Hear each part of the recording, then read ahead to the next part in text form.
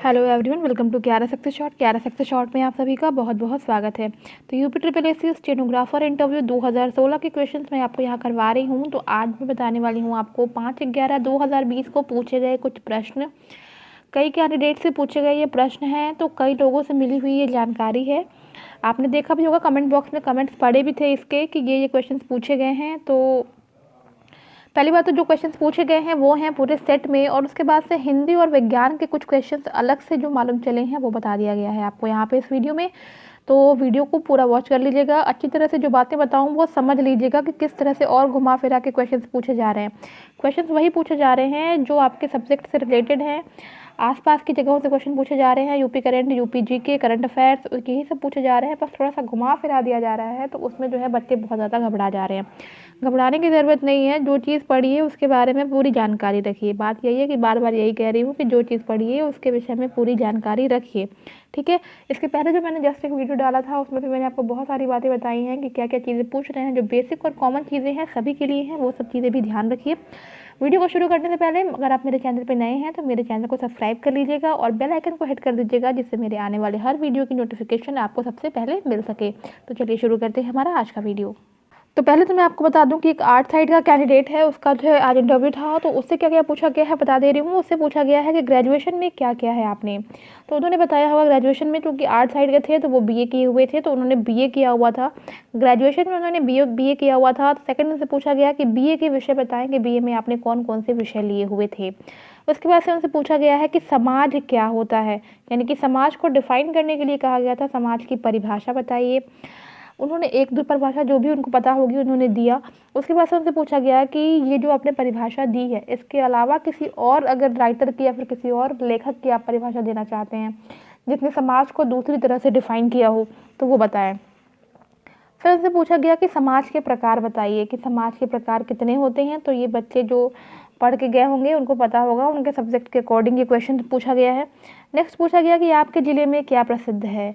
तो अपने ज़िले में क्या प्रसिद्ध है ये बताया होगा उन्होंने। उसके बाद से पूछा गया कि नेपाल से उत्तर प्रदेश के कितने ज़िले सीमा बनाते हैं। क्वेश्चन कराया हुआ है, ये मैंने आपको बताया भी। यूपी करंट की जिन्होंने लाइव क्लास ली होगी, जो चलती है क्लास सुबह 11:30 बजे, मैंने बहुत सारे टॉपिक्स कवर कराए हैं उसमें और अभी भी करा ही रही हूँ आपको। तो नेपाल से उत्तर प्रदेश के 7 ज़िले जो है वो सीमा बनाते हैं। कौन कौन से हैं? तो वो है महाराजगंज, सिद्धार्थनगर, बलरामपुर, श्रावस्ती, बहराइच, लखीमपुर खीरी और पीलीभीत। नेक्स्ट पूछा गया था उनसे उत्तर प्रदेश का सबसे दक्षिणी जिला कौन सा है। तो उत्तर प्रदेश का सबसे दक्षिणी जिला है सोनभद्र। नेक्स्ट आती है बात उत्तर प्रदेश में राजकीय जैन संग्रहालय कहाँ स्थित है। उत्तर प्रदेश में राजकीय जैन संग्रहालय स्थित है मथुरा में, ठीक है, मथुरा में, और ये 2003 से है।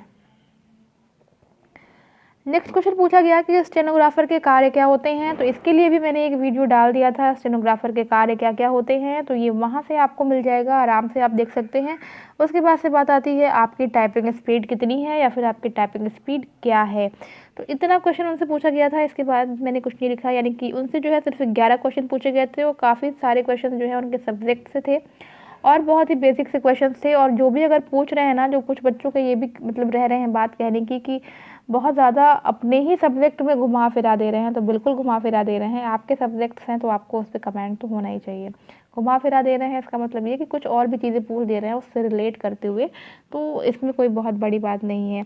नेक्स्ट अब हम देख लेते हैं हिंदी के कुछ टॉपिक्स, उसके बाद से हम कुछ देखेंगे विज्ञान के टॉपिक्स। आज जिस कैंडिडेट का था वो एक फ़ीमेल कैंडिडेट थी और उन्होंने बताया है ये, क्योंकि वो इनका सब्जेक्ट हिंदी था, तो उन्होंने ये बताया है कि कबीर दास जी के बारे में उनसे पूछा गया था। तो कबीर दास से रिलेटेड अब आप हर चीज़ पढ़ लें, ठीक है ना। तो वैसे ही सबके बारे में पढ़ लेंगे। हो सकता है आपसे रहीम दास का पूछ लिया जाए, हो सकता है आपसे तुलसीदास का पूछ लिया जाए, हो सकता है आपसे रसखान का पूछ लिया जाए, तो कुछ भी पूछ सकते हैं। तो अपने सब्जेक्ट को तो पढ़ ही ले। फिर पूछा गया कबीर दास जी के 2 दोहे बताइए। फिर पूछा गया महादेवी वर्मा की 2 रचनाएं बताएं। तो महादेवी वर्मा के विषय में भी उनका जन्म कहाँ हुआ था, या फिर कबीर दास के ही विषय में अगर पढ़ रहे हैं तो उनका जन्म कहाँ हुआ था, सब चीज़ उनके बारे में आपको पता होनी चाहिए। छायावादी युग के कवि कौन कौन हैं। तो छायावादी युग के कुछ कवियों के नाम आप याद कर लें ताकि आप वहाँ बता सकें, और इसके अलावा जो और भी युग होते हैं उसके भी कवियों के नाम आपको पता होने चाहिए। फिर पूछा गया था कि उन कवियों के बारे में बताएं, यानी कि छायावादी युग के जो कवि हैं जिसका नाम आप वहाँ लेंगे उन कवियों के बारे में भी आपको पता होना चाहिए। आखिरी में उनसे एक क्वेश्चन पूछा गया है, हिंदी का राम का रूप बताइए। तो ये क्वेश्चन अनएक्सपेक्टेड था, राम का रूप बताइए। तो ये क्वेश्चन अगर पूछा गया है तो आपको और भी कुछ रूपों के साथ तैयार रहना है, ठीक है। जैसे राम का रूप होता है, बालक का रूप होता है, ये दोनों जो है काफ़ी फेमस रहता है, राम का और बालक का रूप, तो ये जो है पता होना चाहिए। इसके अलावा अगर आप कोई और भी रूप तैयार करना चाहते हैं तो आप तैयार कर सकते हैं प्रिकॉशनली। इसके बाद से देख लेते हैं हम लोग विज्ञान के कुछ प्रश्न जो आज पूछे गए हैं। तो प्रश्न तो नहीं कहेंगे उसको, मैं टॉपिक बता दे रही हूँ आपको कौन कौन से। जैसे ओम का नियम पूछा गया आज, आर्किमिडीज का सिद्धांत पूछा गया, बहुत कॉमन क्वेश्चन है ये सब। और ये सारे आपको जो है मेरे जो मैंने विज्ञान का आपको दिया था कि आपको ये पढ़ के जाना है, देखिए सब उसी में से फंस रहा है। न्यूटन के नियम आपको पता होगा। मात्रक, तो देखिए मात्रक में कुछ मात्रक नहीं, आपको जितने भी आपको मिले सबके मात्रक ज़रूर पढ़ के जाएँ, ठीक है ना। जैसे आपको सबका पता होना चाहिए कि द्रव्यमान का क्या होता है, ठीक है, और वेग का क्या होता है, त्वरण का क्या होता है, उसके बाद से आपका विद्युत धारा का मात्रक क्या होता है। तो सब चीज़ का आपको मात्रक पता होना चाहिए। फिर आता है बर्नौली का प्रमेय, फिर है चार्ल्स का नियम, उसके बाद से बॉयल का नियम, उसके बाद से पूछा गया है लीटर, मीटर, किलोग्राम, मिलीलीटर में बदलना। तो अक्सर ये भी पूछ दे रहे हैं कंफ्यूज करने के लिए कि बताइए ग्राम भी इसमें हो सकता है, gram, kilogram, metre, centimetre, millimetre, metre, इन सब में चेंज करना आपस में, तो ज़रूर से देख लें, ये बहुत ज़्यादा कंफ्यूजिंग होगा वहाँ पे और इससे जो है बच्चे कंफ्यूज भी हो रहे हैं। तो ज़रूर से इस पॉइंट को नोट करें साइंस वाले बच्चे। और साइंस ही नहीं, कल या परसों में एक बच्चा जो है वो आर्ट साइड का था, उससे भी ये चीज़ पूछी गई है। तो ध्यान रखेंगे, ये सिर्फ जो नॉर्मल चीज़ें होती हैं वो सिर्फ साइंस साइड के बच्चों के लिए नहीं होती है, वो सभी के लिए होती है। नेक्स्ट पूछा गया है रमन इफेक्ट यानी कि रमन प्रभाव। उसके बाद से पूछा गया है मानव शरीर से कुछ प्रश्न, तो जो बायो के बच्चे होंगे, बायो की क्या कह दें, साइंस के सभी बच्चे, या फिर ये जनरल क्वेश्चन है, मानव शरीर से कुछ पूछा गया होगा क्वेश्चन। तो ये जनरल में जो लूसेंट के बुक में दिया रहता है ना, ह्यूमन बॉडी से आपको चैप्टर दिया रहता है, हर तरह के एग्जाम्स में पूछता है, उससे आप पढ़ सकते हैं। उसके बाद से विटामिन से प्रश्न पूछा गया है, तो विटामिन भी जो है कॉमन टॉपिक है, सभी के लिए ये टॉपिक है, तो सभी लोग इसको पढ़ेंगे। और इसके बाद से देखिए ये इतना टॉपिक है, इसके बाद से सिर्फ इतना ही नहीं पढ़ के जाना है, इसके बाद से जो मैंने और टॉपिक्स बताए हैं आप उसको भी पढ़ेंगे। सारी चीज़ों को आप पढ़ के कवर करे रहेंगे ताकि आपको वहाँ जाकर कोई दिक्कत ना हो, ठीक है। और जैसा कि मैंने आपको बताया था कि अपनी यूनिवर्सिटीज़ के बारे में आपको पता होना चाहिए, तो कहीं से भी आप किए हों ज़रूर से पढ़ लें, ज़रूर से पूछ ले रहे हैं, और उसी में से कुछ इधर उधर जो है थोड़ा सा आपको जो है वो फंसाने की भी जैसे कोशिश करेंगे कि ताकि आप देखें कि आपकी नॉलेज कहाँ तक है।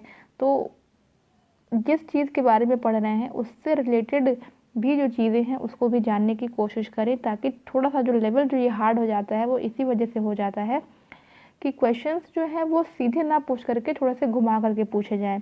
तो इन सब चीज़ों को आपका ध्यान देना है। तो आई होप गाइस कि आपको वीडियो अच्छा लगा होगा, वीडियो पसंद आया हो तो वीडियो को लाइक शेयर कर दें और मेरे चैनल को सब्सक्राइब कर दें। तो मिलते हैं अपने नेक्स्ट वीडियो में, till then take care and bye bye.